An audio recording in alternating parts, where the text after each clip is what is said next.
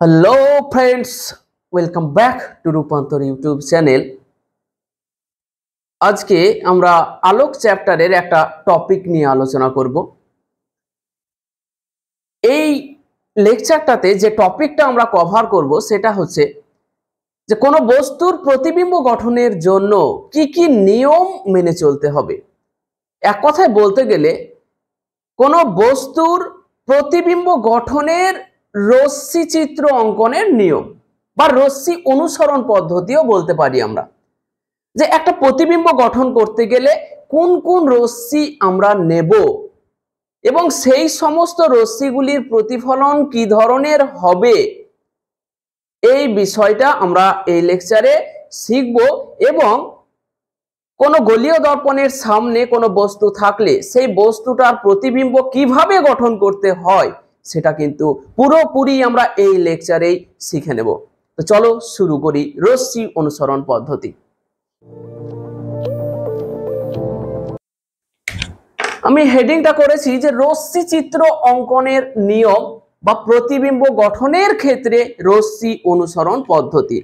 মানে প্রতিবিম্ব গঠন করতে চাইছি, তাহলে একটা বস্তু থেকে যদি ধরো এইখানে একটা বস্তু থাকে, এইরকম ভাবে ধরো এখানে একটা গলীয় দর্পণ আছে, এই গলীয় দর্পণের প্রধান অক্ষের সামনে বা গলীয় দর্পণটির সামনে একটা বস্তু আছে, এই বস্তুটা আছে, তাহলে এই বস্তুটা থেকে অসংখ্য আলোক রশ্মি নির্গত হবে।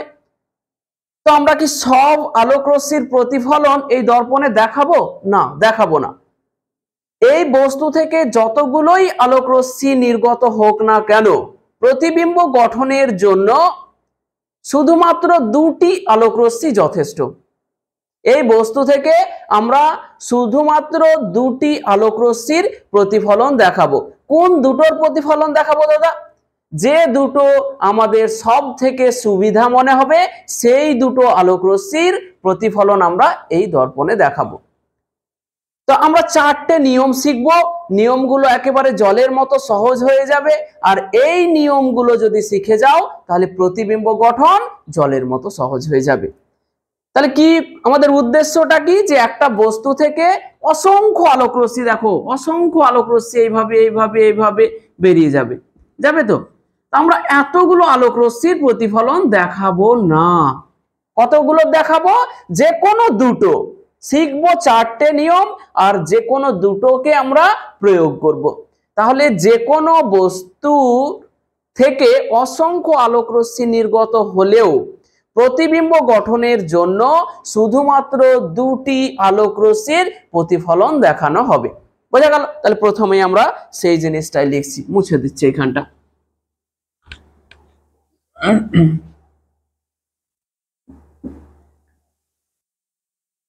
কোন গলীয় দর্পণের কোনো, এটা ইন্ট্রোডাকশন, এটা নিয়ম নয়, কোন গলীয় দর্পণের প্রধান অক্ষের সামনে,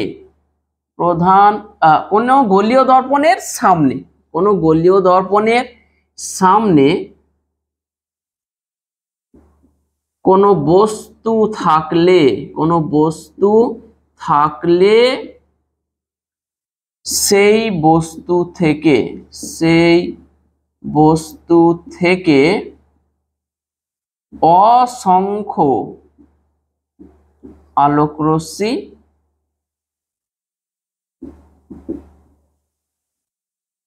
গলীয় দর্পণে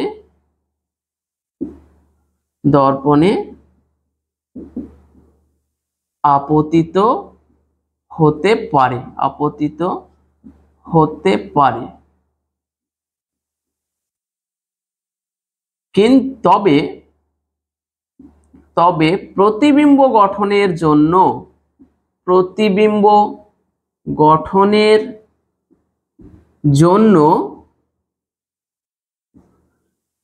শুধুমাত্র যে কোনো দুটি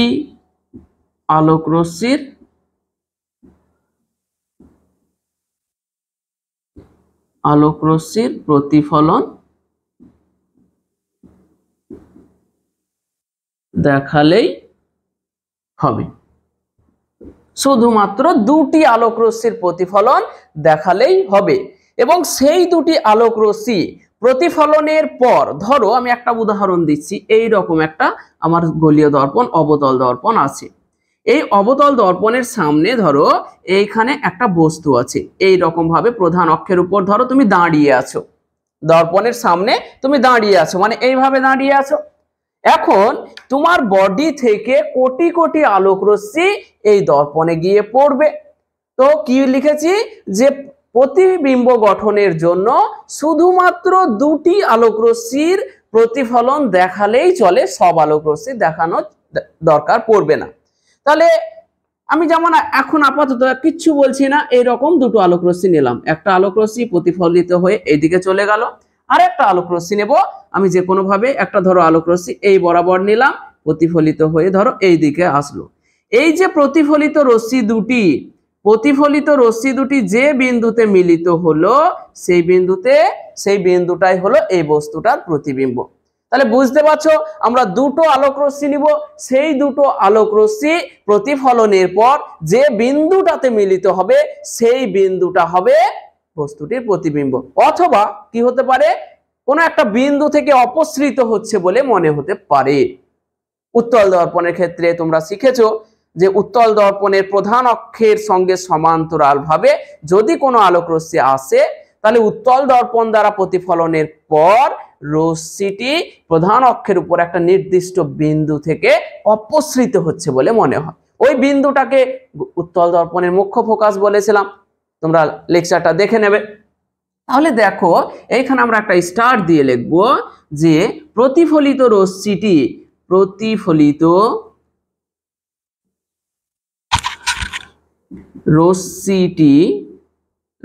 দুটি যে বিন্দুতে মিলিত হয় অথবা যে বিন্দু থেকে অপসৃত হচ্ছে বলে মনে হয়,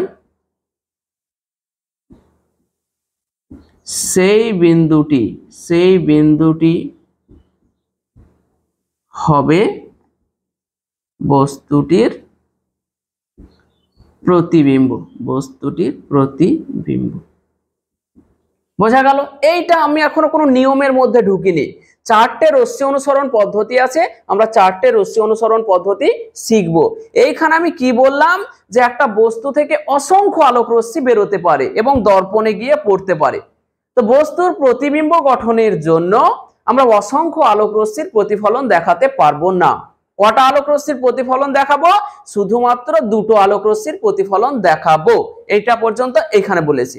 তারপরে বললাম যে দুটো আলোক রশ্মির প্রতিফলন দেখাবো সেই আলোক রশ্মি দুটি প্রতিফলনের পর কোনো একটা বিন্দুতে গিয়ে মিলিত হবে অথবা কোনো একটা বিন্দু থেকে অপসৃত হচ্ছে বলে মনে হবে। যে বিন্দুতে মিলিত হবে অথবা যে বিন্দু থেকে অপসৃত হচ্ছে বলে মনে হবে সেই বিন্দুটাই হবে বস্তুটির প্রতিবিম্ব।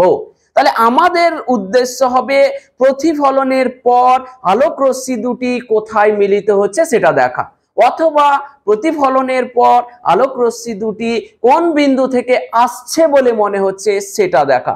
এটা আমরা দেখতে পেলেই আমরা বলে দেব ওই বিন্দুতে বস্তুটার প্রতিবিম্ব গঠিত হবে। বোঝা গেল? এবার আমরা রশ্মি অনুসরণ পদ্ধতি শুরু করছি। তাহলে বোঝা গেল যে কোনো দুটো আলোক রশ্মি নেব, সেই দুটো আলোক রশ্মির প্রতিফলন দেখাবো এবং প্রতিফলিত রশ্মি দুটি যে বিন্দুতে মিলিত হবে অথবা যে বিন্দু থেকে অপসৃত হচ্ছে বলে মনে হবে সেই বিন্দুটিই হবে বস্তুটির প্রতিবিম্ব।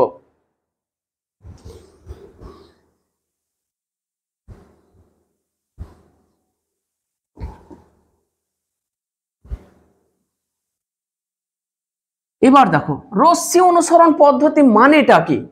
রশ্মি অনুসরণ পদ্ধতি মানে হচ্ছে যে আলোক রশ্মি কেমন ভাবে আসলে কিভাবে প্রতিফলিত হবে। বোঝা গেল? কি বললাম যে গোলীয় দর্পণে আলোক রশ্মি কিভাবে আপতিত হলে কিভাবে প্রতিফলিত হবে, সেটাই হচ্ছে রশ্মি অনুসরণ পদ্ধতি। এই চারটে রশ্মি আমরা অনুসরণ করব এবং তাদের প্রতিফলন কিভাবে আসলে কিভাবে প্রতিফলিত হবে সেটাই দেখব। 1 নম্বর লিখো। 1 নম্বর হচ্ছে প্রধান অক্ষের সমান্তরালভাবে, প্রধান অক্ষের সমান্তরাল ভাবে আপতিত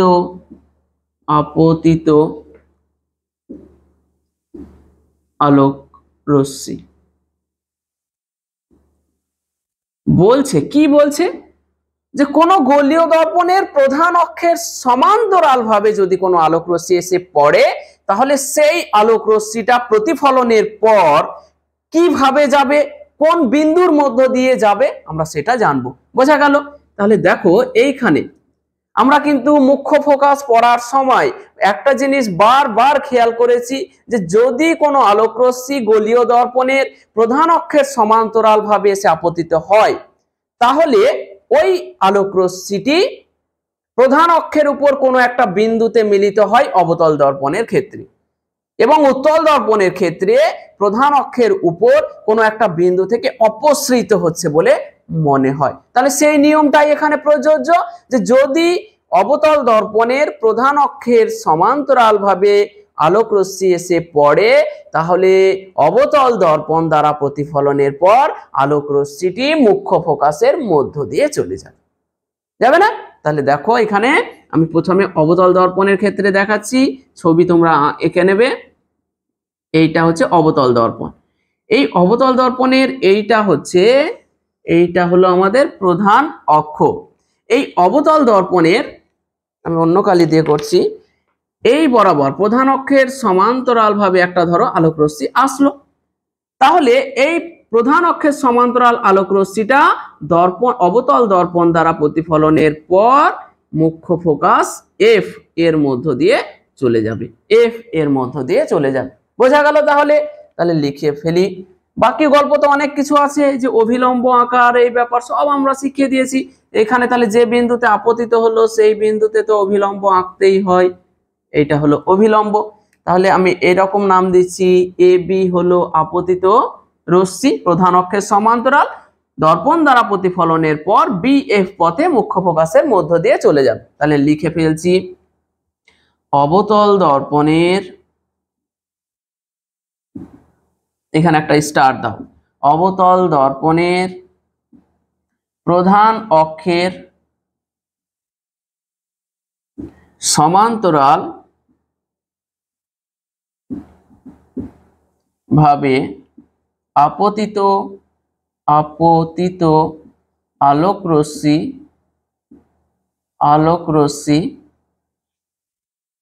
অবতল দর্পণ দ্বারা প্রতিফলনের পর মুখ্য ফোকাস এফ এর মধ্য দিয়ে চলে যায়। এইটা হলো যদি কোনো অবতল দর্পণের প্রধান অক্ষের সমান্তরাল ভাবে আলোক রশ্মি এসে দর্পণে পড়ে তাহলে ওই আলোক রশ্মিটি দর্পণ দ্বারা মানে অবতল দর্পণ দ্বারা প্রতিফলনের পর মুখ্য ফোকাস এফ এর মধ্য দিয়ে চলে যাবে। এইটাই লিখেছি, ঠিক আছে। এরপরে 1 নম্বরেই আরেকটা, তাহলে উত্তল দর্পণে কি রকম হবে? একটা উত্তল দর্পণ আমরা এখানে নিচ্ছি,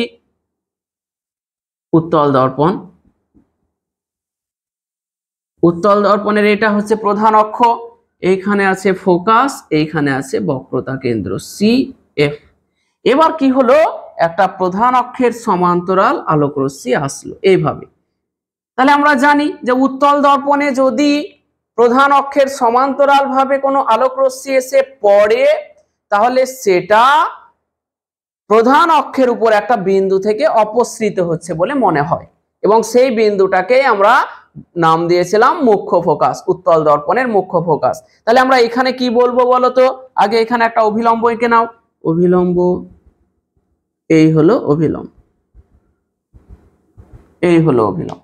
তাহলে প্রতিফলিত হবে কোন দিক দিয়ে? মনে হবে এই পথ থেকে। তাহলে আমরা কি বলতে পারবো বলতো, যে উত্তল দর্পণের প্রধান অক্ষের সমান্তরালভাবে আপতিত আলোক রশ্মি উত্তল দর্পণ দ্বারা প্রতিফলনের পর মুখ্য ফোকাস এফ থেকে অপসৃত হচ্ছে বলে মনে হয়। বোঝা গেল? তাহলে লিখব উত্তল দর্পণের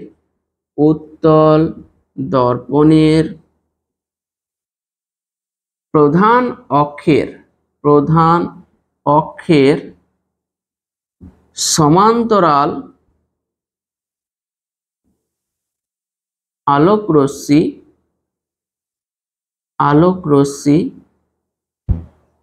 উত্তল দর্পণ দ্বারা প্রতিফলনের পর মুখ্য ফোকাস এফ থেকে অপসৃত হচ্ছে বলে মনে হয়।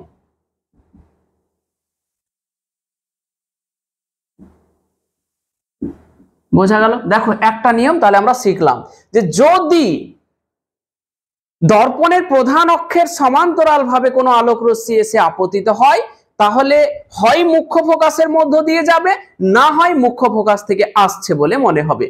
অবতল দর্পণের ক্ষেত্রে মুখ্য ফোকাসের মধ্য দিয়ে চলে যাচ্ছে, দেখো মুখ্য ফোকাসের মধ্য দিয়ে চলে যাচ্ছে। আর উত্তল দর্পণের ক্ষেত্রে কি মনে হচ্ছে যে এই রশ্মিটা মুখ্য ফোকাস থেকে অপসৃত হচ্ছে। তাহলে একটা নিয়ম একেবারে মাথার মধ্যে গুঁজে রাখো, সেটা কি, যে গোলীয় দর্পণের প্রধান অক্ষের সমান্তরাল ভাবে যদি কোনো আলোক রশ্মি আপতিত হয়, তাহলে দর্পণ দ্বারা প্রতিফলনের পর হয় মুখ্য ফোকাসের মধ্য দিয়ে যাবে, না হলে মুখ্য ফোকাস থেকে আসছে বলে মনে হয়। বোঝা গেল? এটা কিন্তু প্রতিবিম্ব গঠনের সময়, যে কোনো বস্তুর প্রতিবিম্ব গঠনের সময় সর্বপ্রথম এই রশ্মিটাকে নেব। যখনই কোনো বস্তু থাকবে সেই বস্তু থেকে প্রধান অক্ষের সমান্তরাল রশ্মিটাকে আমরা নেব। তাহলে আমরা জানি যে রশ্মিটা প্রতিফলনের পর মুখ্য ফোকাস দিয়ে চলে যাবে অথবা মুখ্য ফোকাস থেকে আসছে বলে মনে হবে। ক্লিয়ার হলো? তাহলে প্রতিবিম্ব গঠনের জন্য এই রশ্মিটাকে সর্বপ্রথম আমরা নেব। ক্লিয়ার? তাহলে প্রধান অক্ষের সমান্তরাল ভাবে গেলে প্রতিফলনের পর মুখ্য ফোকাসের মধ্য দিয়ে চলে যাবে। 1 নম্বর গেল, 1 নম্বর নিয়ম, রশ্মি অনুসরণ পদ্ধতির 1 নম্বর নিয়ম গেল। 2 নম্বর, আমি ছবিটা মুছছি না, তোমাদেরকে একটা জিনিস দেখাবো বলে। 2 নম্বর, তাহলে প্রধান অক্ষের সমান্তরাল ভাবে আপতিত আলোক রশ্মির প্রতিফলন কি রকম হবে জেনে গেলাম, কোথা দিয়ে যাবে জেনে গেলাম। 2 নম্বর হচ্ছে মুখ্য ফোকাসগামী রশ্মি, মুখ্য ফোকাসগামী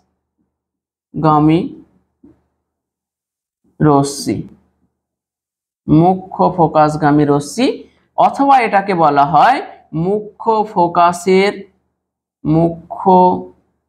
ফোকাসের দিকে চালিত রশ্মি। কি বলছে দেখো, মুখ্য ফোকাসগামী রশ্মি, আমরা দেখলাম যখন কোনো আলোক রশ্মি দর্পণের প্রধান অক্ষের সঙ্গে সমান্তরাল ভাবে এলো, তখন প্রতিফলনের পর মুখ্য ফোকাসের মধ্য দিয়ে চলে গেল। এখন উল্টোটা, যদি কোনো আলোক রশ্মি এইরকম হয়, অ্যারোটা যদি ঘুরে যায়, যদি এইরকম হয় যে মুখ্য ফোকাসের মধ্য দিয়ে আলোক রশ্মিটা এসে পড়লো, কোথায় পড়লো, দর্পণে এসে পড়লো। দেখো লিখেছে মুখ্য ফোকাসগামী রশ্মি, তার মানে হচ্ছে যদি কোনো আলোক রশ্মি গোলীয় দর্পণের মুখ্য ফোকাসের মধ্য দিয়ে এসে দর্পণে পড়ে, তাহলে আলোক রশ্মিটা দেখো এই পথে এলে তো এই পথেই ফিরে যাবে না? তাহলে আমরা কি বলতে পারবো, যে যদি কোনো আলোক রশ্মি মুখ্য ফোকাসের মধ্য দিয়ে এসে দর্পণে পড়ে, তাহলে আলোক রশ্মিটা প্রতিফলনের পর প্রধান অক্ষের সমান্তরাল ভাবে চলে যাবে, তাই না? তাহলে দেখো উল্টো ঘটনাটা খেয়াল করো, যখন প্রধান অক্ষের সমান্তরাল ভাবে এলো তখন মুখ্য ফোকাসের মধ্য দিয়ে চলে গেল, আর এখন মুখ্য ফোকাসের মধ্য দিয়ে এলো প্রধান অক্ষের সমান্তরাল ভাবে চলে গেল। ইন্টারেস্টিং ব্যাপার। তাহলে আগেরটা যদি বুঝতে পেরেছো, এটাও বুঝে গেলে, শুধুমাত্র তীর চিহ্নটা উল্টে দিলাম। তাহলে 2 নম্বরটা আমরা লিখে নিচ্ছি। 2 নম্বরটা যে মুখ্য ফোকাসগামী রশ্মি, মুখ্য ফোকাসগামী রশ্মি অবতল দর্পণ দ্বারা প্রতিফলনের পর, অবতল দর্পণ দ্বারা প্রতিফলনের পর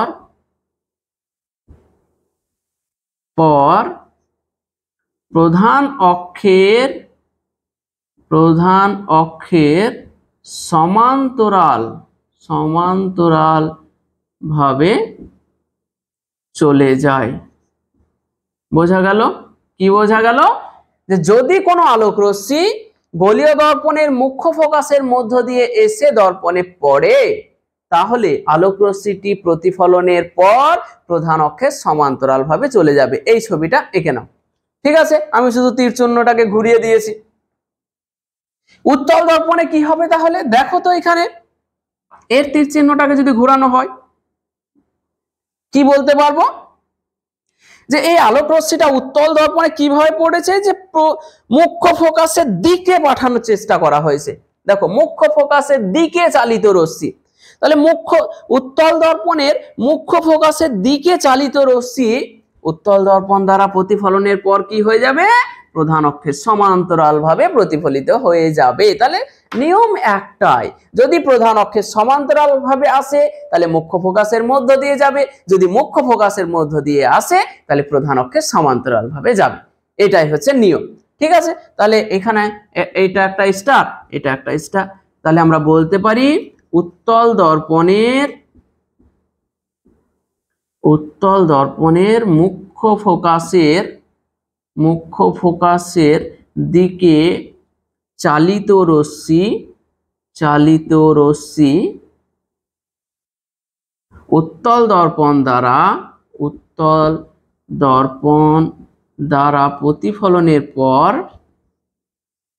প্রতিফলনের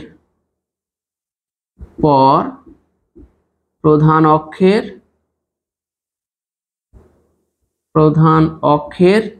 সমান্তরাল ভাবে চলে যায়। প্রধান অক্ষের সমান্তরাল ভাবে চলে যায়। বোঝা গেল? তাহলে মূল কথা দেখো, যদি প্রধান অক্ষের সমান্তরাল ভাবে আসে মুখ্য ফোকাসের মধ্য দিয়ে যাবে, যদি মুখ্য ফোকাসের মধ্য দিয়ে আসে প্রধান অক্ষের সমান্তরাল ভাবে যাবে। উল্টোটা মানে এরকম আমরা বলতে পারি x সমান y, যদি হয় তাহলে y সমান x, বাস। এটা যদিও এরকম নয়, আমি বোঝানোর জন্য বললাম। ঠিক আছে, তাহলে দুটো নিয়ম আমরা শিখে গেলাম। যে প্রধান অক্ষের সমান্তরাল ভাবে যদি কোনো আলোক রশ্মি আসে কোথা দিয়ে যাবে? বলো, মুখে বলো, কোথা দিয়ে যাবে?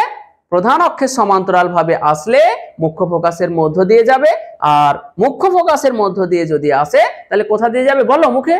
প্রধান অক্ষের সমান্তরাল ভাবে যাবে। হ্যাঁ, এরপরে 3 নম্বর নিয়ম আমরা নিয়ে নিচ্ছি। দেখো, মুছে দিলাম। ছবিগুলো কিন্তু অবশ্যই আঁকবে, নাহলে আলো পড়া বৃথা।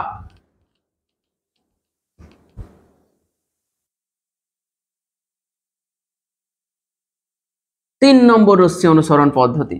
দুটো বুঝে গেছি, প্রধান অক্ষের সমান্তরাল, মুখ্য ফোকাস দিয়ে গেল, মুখ্য ফোকাস দিয়ে এলো, প্রধান অক্ষের সমান্তরাল ভাবে গেল। দুটো, এই তো নিয়ম, এই তো সূত্র, দুটো কথা। 3 নম্বর নিয়ম দেখো, বক্রতা কেন্দ্রগামী রশ্মি, বক্রতা কেন্দ্রগামী রশ্মি বা বক্রতা কেন্দ্রের দিকে চালিত রশ্মি, বক্রতা কেন্দ্রের দিকে চালিত রশ্মি। কি বলছে?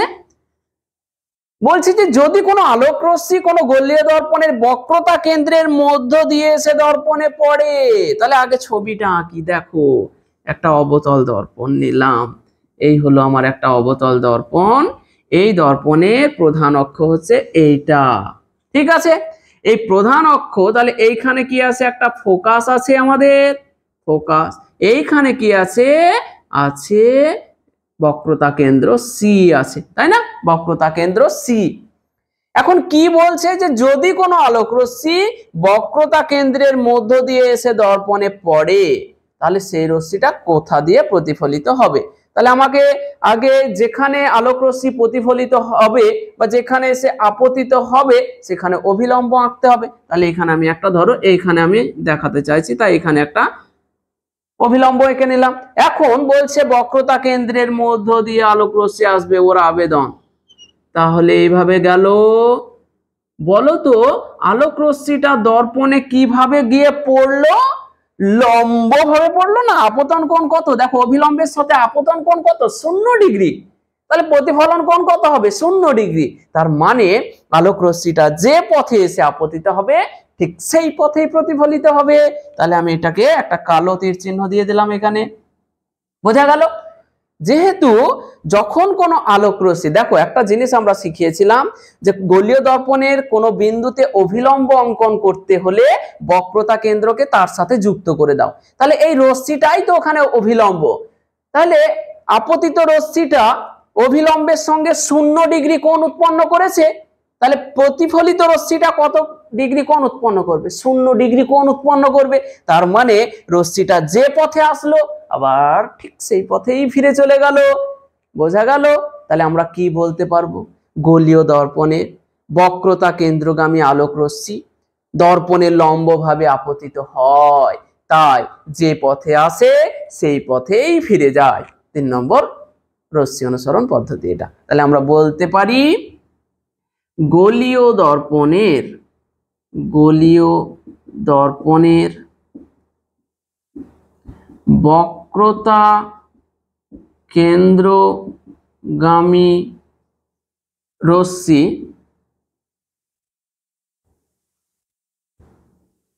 দর্পণে লম্বভাবে আপতিত হয়।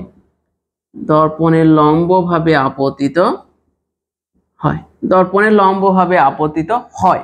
তাই আলোক রশ্মিটি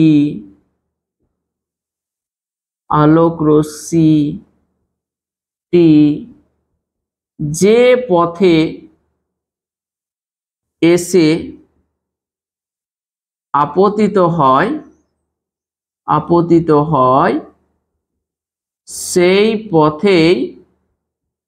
সেই পথেই প্রতিফলিত হয়।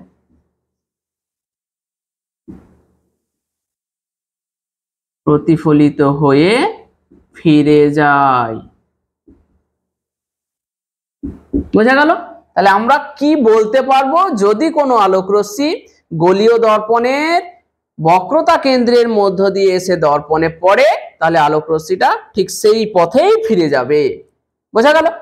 তাহলে এখানে লিখেছি গোলীয় দর্পণের বক্রতা কেন্দ্রগামী রশ্মি দর্পণে লম্বভাবে আপতিত হয়। তাই আলোক রশ্মিটি যে পথে এসে আপতিত হয় সেই পথেই প্রতিফলিত হয়ে ফিরে যায়। 3 নম্বর রশ্মি চিত্র আমরা শিখে গেলাম বা রশ্মি অনুসরণ পদ্ধতি শিখলাম। তাহলে দেখো প্রধান অক্ষের সমান্তরাল রশ্মি মুখ্য ফোকাসের মধ্য দিয়ে গেল। মুখ্য ফোকাসের মধ্য দিয়ে এসে যে রশ্মিটা পড়লো সে প্রধান অক্ষের সমান্তরাল ভাবে গেল। আর বক্রতা কেন্দ্রের মধ্য দিয়ে যদি কোনো আলোক রশ্মি এসে পড়ে তাহলে সেই আলোক রশ্মিটা আবার বক্রতা কেন্দ্রের মধ্য দিয়েই ফিরে চলে যাবে। 3টে নিয়ম শিখে গেছে। বোঝা গেল? এরপরে আর একটা আছে ছোট্ট পারা। যদি কোনো আলোক রশ্মি গোলীয় দর্পণের মেরুতে এসে পড়ে তাহলে কি হবে সেটা আমরা দেখে নিচ্ছি এবার। হ্যাঁ, 4 নম্বর মুছে দিলাম। নোট করতে থাকো তোমরা। আর কেমন লাগছে লেকচারগুলোতে একটু কমেন্ট করে জানাও। এটুকু তো আবদার করাই যেতে পারে। আর ভালো লাগলে বন্ধুদের সঙ্গে একটু শেয়ার করে দাও, এইটুকু সাপোর্ট তো চাইতেই পারি। তাহলে দেখো 4 নম্বর গোলীয় দর্পণের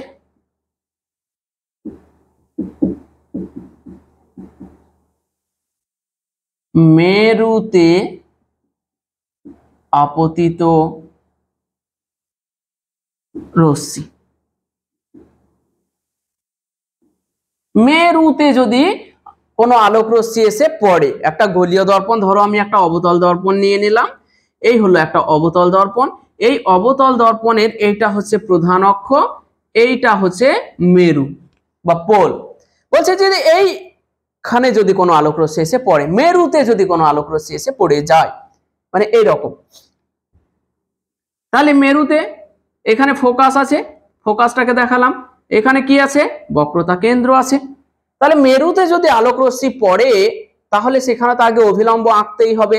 তাহলে অভিলম্ব কিভাবে আঁকতে হয় বলেছিলাম, যে বিন্দুতে তুমি অভিলম্ব আঁকতে চাইছো সেই বিন্দুটাকে বক্রতা কেন্দ্রের সাথে যুক্ত করে দাও। তাহলে দেখো মেরুতে আমি অভিলম্ব আঁকতে চাইছি, তাহলে মেরু থেকে বক্রতা কেন্দ্র পর্যন্ত আমি যদি যুক্ত করে দিই তাহলে এইটাই হলো অভিলম্ব। তার মানে মজার বিষয় হচ্ছে দেখো প্রধান অক্ষটাই কিন্তু এখানে অভিলম্ব, প্রধান অক্ষটাই হচ্ছে অভিলম্ব।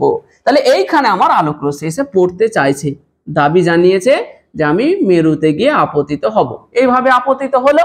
তাহলে প্রতিফলনের সূত্র কি বলছে, অভিলম্বের এক পাশ দিয়ে এসে রশ্মি পড়বে আর এক পাশ দিয়ে বেরিয়ে যাবে, তাহলে এটা তো হচ্ছে অভিলম্ব। তাহলে এই দিক দিয়ে এসে পড়লো, এই দিক দিয়ে বেরিয়ে চলে গেল, এটাই হলো মেরুতে আপতিত রশ্মির প্রতিফলন। তাহলে আমরা কি বলতে পারবো দাদা, বলো? আমরা বলতে পারবো যদি কোনো আলোক রশ্মি গোলীয় দর্পণের মেরুতে এসে আপতিত হয় তাহলে প্রধান অক্ষকে অভিলম্ব হিসাবে ব্যবহার করে আপতন কোণ সমান প্রতিফলন কোণ করে প্রতিফলিত হবে। অর্থাৎ প্রধান অক্ষের এক পাশ দিয়ে আপতিত হবে, অপর পাশ দিয়ে প্রতিফলিত হয়ে যাবে। 4 নম্বর রশ্মি অনুসরণ পদ্ধতি ক্লিয়ার। তাহলে আমরা বলতে পারি যদি কোনো আলোক রশ্মি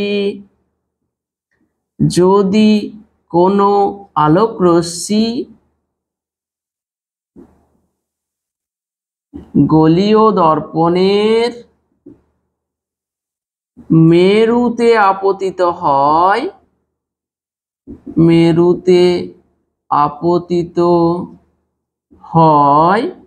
তাহলে প্রধান অক্ষকে অভিলম্ব হিসাবে ব্যবহার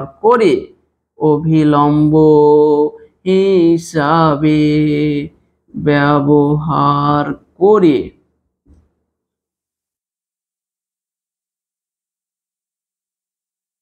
আপতন কোণ সমান প্রতিফলন কোণ সূত্র মেনে প্রতিফলিত হবে। অর্থাৎ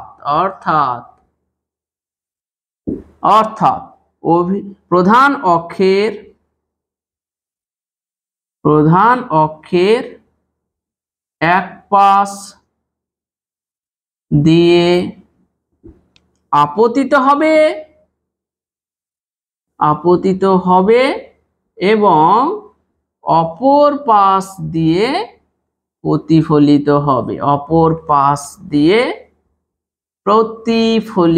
হবে, বোঝা গেল? কি বললাম, যদি কোনো আলোক রশ্মি গোলীয় দর্পণের মেরুতে গিয়ে আপতিত হয়, এটা হলো মেরু, তাহলে বলছে যে প্রধান অক্ষটা আছে সেই প্রধান অক্ষকেই ও অভিলম্ব হিসাবে ধরবে আর আপতন কোণ সমান প্রতিফলন কোণ সূত্র মেনে প্রতিফলিত হবে। অর্থাৎ এইখানে কি হচ্ছে দেখো, এটা হচ্ছে প্রধান অক্ষ, এই প্রধান অক্ষের এক পাশ দিয়ে এসে পড়ছে আর অপর পাশ দিয়ে প্রতিফলিত হচ্ছে, সেটাই লিখেছি। বোঝা গেল? তাহলে 4টে রশ্মি অনুসরণ পদ্ধতি এবার চুটকিতে আমি 4 সেকেন্ডে দেখাচ্ছি। বোঝা গেল? 4টে রশ্মি অনুসরণ পদ্ধতি 4 সেকেন্ডে দেখাবো।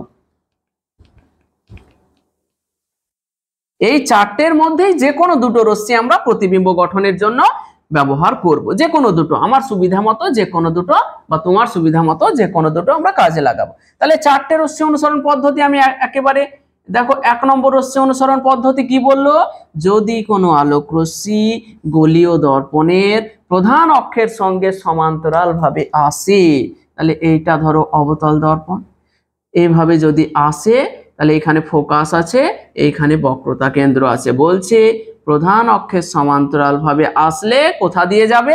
দেখো প্রধান অক্ষের সমান্তরাল ভাবে এলো, চলে গেল মুখ্য ফোকাসের মধ্য দিয়ে। আর যদি উত্তল দর্পণ হতো, এটা উত্তল দর্পণ হলে কি বলতাম আমরা? যে মুখ্য ফোকাস থেকে আসছে বলে মনে হতো। তাহলে এইখানে আছে মুখ্য ফোকাস, এইখানে আছে বক্রতা কেন্দ্র। তাহলে যদি প্রধান অক্ষের সমান্তরাল ভাবে এসে পড়তো, তাহলে কোথা দিয়ে যাচ্ছে বলে মনে হতো? এই টুক করে এই দিক বরাবর চলে যেত, মনে হতো যে মুখ্য ফোকাস থেকে আসছে। 1 নম্বর এটাই নিয়ম, যে যদি কোনো আলোক রশ্মি গোলীয় দর্পণের প্রধান অক্ষের সমান্তরাল ভাবে আসে, তাহলে গোলীয় দর্পণ দ্বারা প্রতিফলনের পর মুখ্য ফোকাসের মধ্য দিয়ে যাবে। দেখো মুখ্য ফোকাসের মধ্য দিয়ে যাবে, অথবা মুখ্য ফোকাস থেকে আসছে বলে মনে হবে। 1 নম্বর সূত্র গেল। 2 নম্বর সূত্র, 2 নম্বরটা কি বললো? ঠিক এর উল্টোটা। যদি কোনো আলোক রশ্মি মুখ্য ফোকাসের মধ্য দিয়ে এসে পড়ে, তাহলে প্রধান অক্ষের সমান্তরাল ভাবে প্রতিফলিত হবে। তাহলে এখানে আমরা এটা নিয়ে নিলাম। বলছে কি বলছে? যদি কোনো আলোক রশ্মি, এটা হচ্ছে এফ, এটা হচ্ছে সি, যদি কোনো আলোক রশ্মি মুখ্য ফোকাসের মধ্য দিয়ে এসে দর্পণে পড়ে, তাহলে প্রতিফলনের পর কোন দিক দিয়ে যাবে? প্রধান অক্ষের সমান্তরাল ভাবে চলে যাবে। ঠিক আছে। আর উত্তল দর্পণ হলে এটা কি হতো? যদি উত্তল দর্পণ হতো এরকম হতো, এরকম হতো, এখানে ফোকাস আছে, এখানে বক্রতা কেন্দ্র আছে। তাহলে যদি কোনো আলোক রশ্মি এইভাবে এসে পড়তো, যে মুখ্য ফোকাসে গিয়ে পড়বো, তো মুখ্য ফোকাসে তো যেতে পারবে না, তখন কি করবে? প্রতিফলনের পর প্রধান অক্ষের সমান্তরাল ভাবে এই দিকে চলে যাবে। এখানে একটা অভিলম্ব আমরা এইভাবে বক্রতা কেন্দ্র পর্যন্ত যুক্ত করে দিলেই সেটা অভিলম্ব হয়ে যায়, এখানে এটাকে যুক্ত করে দিলেই সেটা অভিলম্ব হয়ে যায়। তোমরা বড় মানুষ, এখন বুঝতে পারছো, সব এগুলো পড়ানো হয়ে গেছে। আচ্ছা, তাহলে দুটো সূত্র এটা গেল। 3 নম্বর সূত্র দেখো কাকা, 3 নম্বর সূত্র, 3 নম্বর সূত্র কি বললো? যদি কোনো আলোক রশ্মি বক্রতা কেন্দ্রের মধ্য দিয়ে গিয়ে দর্পণে পড়ে, তাহলে যে পথে যায় সে পথে ফিরে আসে। তাহলে লিখে দাও, লিখে তো নিয়েছি, খালি এখানে দেখে নাও চুটকিতে। এই হলো অবতল দর্পণ, এই হলো অবতল দর্পণ। তাহলে এইটা হচ্ছে ফোকাস, এইটা হচ্ছে বক্রতা কেন্দ্র। বললো যে যদি কোনো আলোক রশ্মি এইভাবে এসে দর্পণে পড়ে, এইভাবে যদি দর্পণে পড়ে, তাহলে আবার এই যেহেতু লম্ব ভাবে পড়ছে, তাই সেই পথেই গিয়ে ফিরে যাবে। আপতন কোণ সমান প্রতিফলন কোণ, এখানে আপতন কোণ 0 ডিগ্রি, তাই প্রতিফলন কোণও 0 ডিগ্রি, তাই যে পথে আসলো সেই পথে ফিরে চলে গেল। 3 নম্বর গেল। 4 নম্বর বলছে যদি কোনো আলোক রশ্মি গোলীয় দর্পণের মেরুতে এসে আপতিত হয়, যদি মেরুতে আপতিত হয়, এটা হচ্ছে মেরু, তাহলে বলছে যে প্রধান অক্ষকে অভিলম্ব হিসাবে ধরবে, আর আপতন কোণ সমান প্রতিফলন কোণ সূত্র মেনে প্রতিফলিত হবে। তার মানে দাঁড়ালো প্রধান অক্ষের এক পাশ দিয়ে আলোক রশ্মি আসবে, অপর পাশ দিয়ে চুটকি মেরে পালিয়ে যাবে। তাহলে এই হলো এই এইটা হলো প্রতিফলন পি বিন্দুতে, পোল বিন্দুতে। তাহলে 4টে রশ্মি অনুসরণ পদ্ধতি। প্রতিবিম্বকে আমরা চুটকিতে এবার বানাবো, যে কোনো বস্তুর প্রতিবিম্ব দেখ আমরা কিন্তু বানিয়ে দেব। শুধুমাত্র প্রথমেই আমরা দেখব এই রশ্মিটা নেব, এইটা। ঠিক আছে, সব সময় প্রধান অক্ষের সমান্তরাল রশ্মিটাকে আগে নেব, আর একটা নিতে হবে, আর একটা আমরা যে কিছু নেব। যদি পরে দেখি এইটা নেওয়া যাবে, তাহলে এটা নিয়ে নেব, এটা নেওয়া গেলে খুবই ভালো। ঠিক আছে, এই যদি এটা না নেওয়া যায়, তাহলে এইটা নিতে যাব, আর সবশেষে এটা নিতে যাব। বেশিরভাগ কাজ আমাদের এইটার এইটা দিয়ে হয়ে যাবে। তাই এই দুটো চুটকি মাথায় রাখো। প্রধান অক্ষের সমান্তরাল ভাবে আসলে ফোকাসের মধ্য দিয়ে যাবে, ফোকাসের মধ্য দিয়ে আসলে প্রধান অক্ষের সমান্তরাল ভাবে যাবে। বাস, ঠিক আছে। এবার এখানে আমরা 2-4টে কথা আরো বলবো এই টপিকেই। আমরা যেহেতু এই লেকচারটাতে প্রতিবিম্ব সম্বন্ধে, মানে পরের লেকচারে অবতল দর্পণ দ্বারা বস্তুর বিবর্তিত সৎ প্রতিবিম্ব, তারপরে হচ্ছে ক্ষুদ্রাকৃতির অসৎ প্রতিবিম্ব, এই ধরনের গল্প আসবে, সেগুলো আমরা গঠন করব। তো তার আগে এখানে 2-1টা কথা বলবো, বেশি নয়, মুছে দিলাম। তোমরা কিন্তু ছবিগুলো অবশ্যই আঁকবে, প্র্যাকটিস করবে।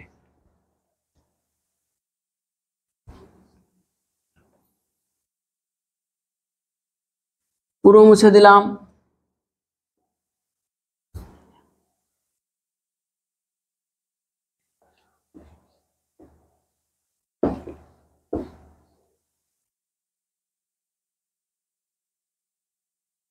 এবার কয়েকটা জিনিস আমরা, তিনটে জিনিস, ছোট ছোট জিনিস লিখব হ্যাশট্যাগ। যে একটা বস্তু যদি অসীম দূরত্বে থাকে তাহলে বস্তুটার প্রতিবিম্ব কোথায় গঠিত হবে। একটা বস্তু যদি অসীম দূরত্বে থাকে, অসীম অসীম দূরত্বে থাকে, তাহলে বস্তুর প্রতিবিম্ব কোথায় গঠিত হবে সেটা কিন্তু আমরা জানতে হবে। এমসিকিউ পড়তে পারে, 1 নম্বরের প্রশ্ন পড়তে পারে যে একটা বস্তু অসীম দূরত্বে থাকলে বস্তুটির প্রতিবিম্ব কোথায় গঠিত হবে। ঠিক আছে, তাহলে বস্তু অসীমে থাকলে, অসীমে থাকলে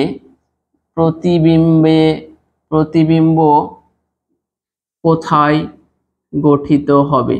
ডাইরেক্ট মাথায় রাখবে এটা, কোথায় গঠিত হবে। যদি কোনো বস্তু অসীম দূরত্বে থাকে তাহলে বস্তুটার প্রতিবিম্ব ফোকাস তলে গঠিত হবে। বস্তুটার প্রতিবিম্ব কোথায় গঠিত হবে? ফোকাস তলে গঠিত হবে। এরকম আমরা চিত্রও দিয়ে দিতে পারি। এটা হচ্ছে ফোকাস তল কি সেটা আমরা আগের লেকচারে করেছি। ফোকাস তল জিনিসটা কি সেটা আগের লেকচারেই করেছি, সেটা কিন্তু মাথায় রাখতে হবে। এইটা হচ্ছে ফোকাস তল। ফোকাস তল কাকে বলে? গোলীয় দর্পণের মুখ্য ফোকাসের মধ্য দিয়ে প্রধান অক্ষের সঙ্গে লম্বভাবে অবস্থিত তলটাকে বলা হয় ফোকাস তল। এটা হলো ফোকাস তল। এখন যদি কোনো বস্তু অসীম দূরত্বে থাকে, অসীম দূরত্বে থাকে, তাহলে কি হবে? আলোক রশ্মিগুলো এইভাবে এসে পড়বে, এইভাবে এসে পড়বে। ঠিক আছে, এইভাবে এসে পড়বে এবং প্রতিফলনের পর ফোকাস তলের কোনো একটা বিন্দুতে মিলিত হবে। এইটা হবে বস্তুটার প্রতিবিম্ব। এটা হলো তাহলে কি? এটা হলো প্রতিবিম্ব। ক্লিয়ার? তাহলে বস্তু অসীম দূরত্ব থাকলে প্রতিবিম্ব কোথায় গঠিত হবে? ফোকাস তলে। বস্তু অসীম দূরে থাকলে, অসীম দূরত্বে থাকলে প্রতিবিম্ব গঠিত হবে, প্রতিবিম্ব গঠিত হবে দর্পণের ফোকাস তলে, দর্পণের ফোকাস তলে।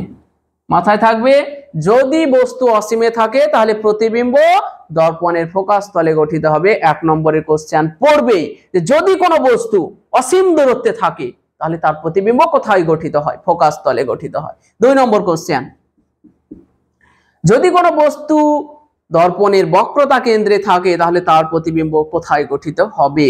কোনো বস্তু দর্পণের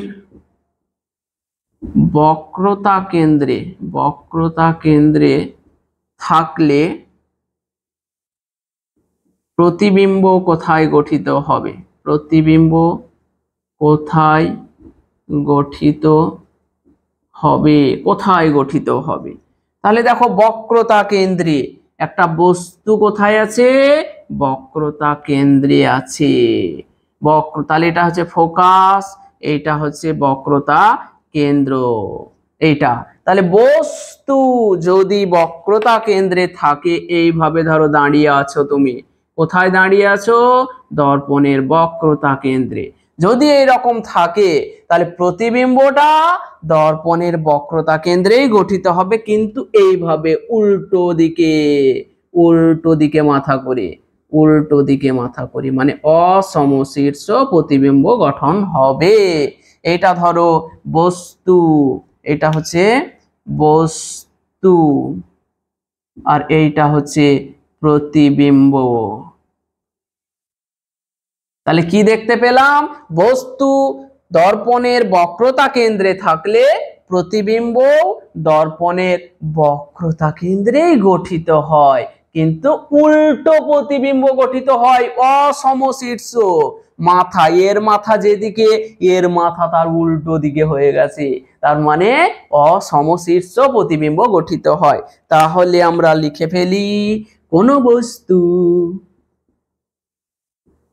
কোন বস্তু দর্পণের বক্রতা কেন্দ্রে, বক্রতা কেন্দ্রে থাকলে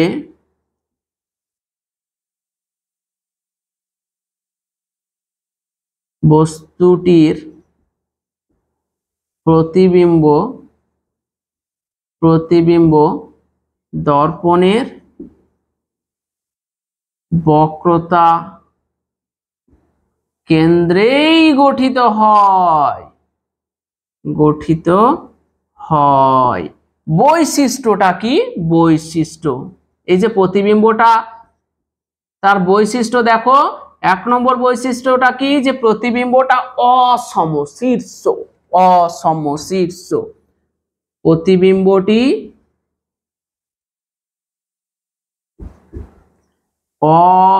অসমশীর্ষ হয়, 1 নম্বর বৈশিষ্ট্য।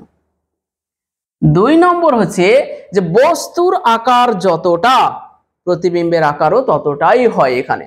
তার মানে হলো কোন বস্তু যদি বক্রতা কেন্দ্রে থাকে তাহলে বস্তুর আকার এবং প্রতিবিম্বের আকার সমান হয়। তাহলে কোশ্চেনটা ঘুরিয়ে আসতে পারে যে বস্তুর সমান প্রতিবিম্ব পেতে হলে কোন বস্তুকে দর্পণের কোথায় রাখতে হবে? বক্রতা কেন্দ্রে রাখতে হবে। তাহলে বক্রতা কেন্দ্রে বস্তু থাকলে,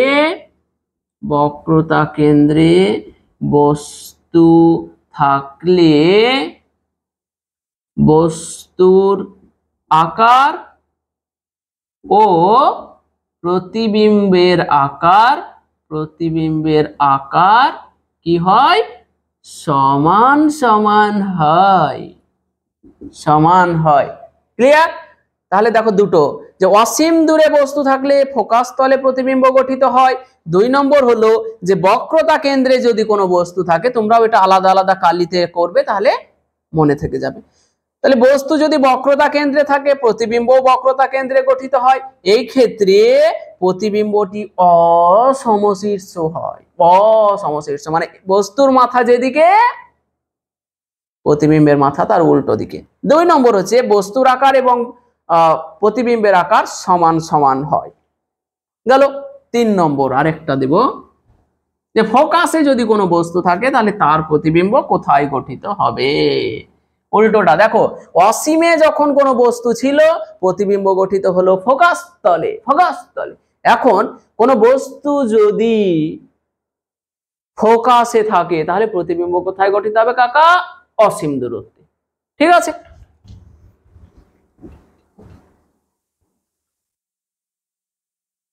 তাহলে বস্তু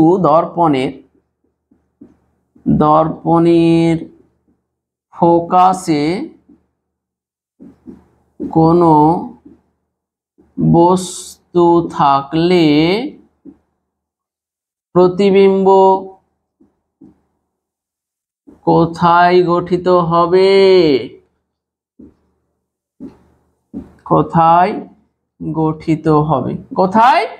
একেবারে অসীম দূরত্বে গঠিত হবে। তাহলে বস্তু দর্পণের ফোকাসে থাকলে প্রতিবিম্ব অসীম দূরে গঠিত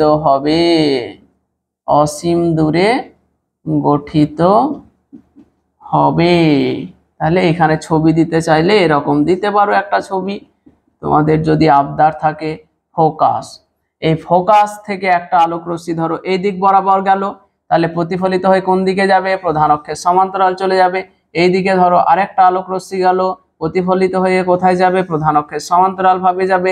এই আলোক রশ্মি দুটো যে বিন্দুতে গিয়ে মিলিত হবে সেখানে প্রতিবিম্ব গঠিত হবে। এই আলোক রশ্মি দুটো অসীম দূরত্বে গিয়ে মিলিত হবে, তাই অসীমে প্রতিবিম্ব গঠিত। ঠিক আছে? তাহলে বস্তু দর্পণের ফোকাসে থাকলে প্রতিবিম্ব অসীম দূরে গঠিত হবে, এটাই এনাফ। তারপরে কাকা 4 নম্বর হচ্ছে বস্তু যদি দর্পণের মেরুতে অবস্থান করে তাহলে প্রতিবিম্ব কোথায় গঠিত হবে? ধরো এইখানে একটা বস্তু আছে, তাহলে প্রতিবিম্ব কোথায় গঠিত হবে? তাহলে দর্পণের মেরুতে কোনো বস্তু থাকলে প্রতিবিম্ব কোথায় গঠিত হবে? প্রতিবিম্ব কোথায় গঠিত হবে? কোথায় গঠিত হবে? যদি কোনো বস্তু দর্পণের মেরুতে অবস্থান করে তাহলে প্রতিবিম্ব মেরুতেই গঠিত হবে। কোনো বস্তু দর্পণের মেরুতে থাকলে প্রতিবিম্বটিও মেরুতেই গঠিত হবে। ঠিক আছে, তাহলে দেখো অসীম দূরে যদি বস্তু থাকে প্রতিবিম্ব গঠিত হবে ফোকাস তলে। বক্রতা কেন্দ্রে যদি কোনো বস্তু থাকে প্রতিবিম্ব গঠিত হবে বক্রতা কেন্দ্রেই। ফোকাসে যদি কোনো বস্তু থাকে প্রতিবিম্ব গঠিত হবে অসীম দূরে। আর মেরুতে যদি কোনো বস্তু থাকে প্রতিবিম্ব গঠিত হবে মেরুতে। তাহলে আমি দেখো টুকটুক করে দেখিয়ে দিচ্ছি। অসীম দূরে যখন বস্তু তখন কি হলো?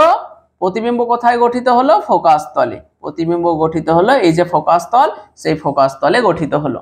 2 নম্বর হচ্ছে যে যদি কোনো বস্তু দর্পণের বক্রতা কেন্দ্রে থাকে এইভাবে, তাহলে প্রতিবিম্ব গঠিত হলো এইভাবে। তাহলে বস্তু বক্রতা কেন্দ্রে থাকলে প্রতিবিম্ব বক্রতা কেন্দ্রে গঠিত হলো। 3 নম্বরটা কি বললাম? যদি কোনো বস্তু ফোকাসে থাকে, মানে এই রকম ধরো ফোকাসে বস্তু অবস্থিত, তাহলে তার প্রতিবিম্ব কোথায় গঠিত হবে? প্রতিবিম্বটা অসীম দূরত্বে গঠিত হবে।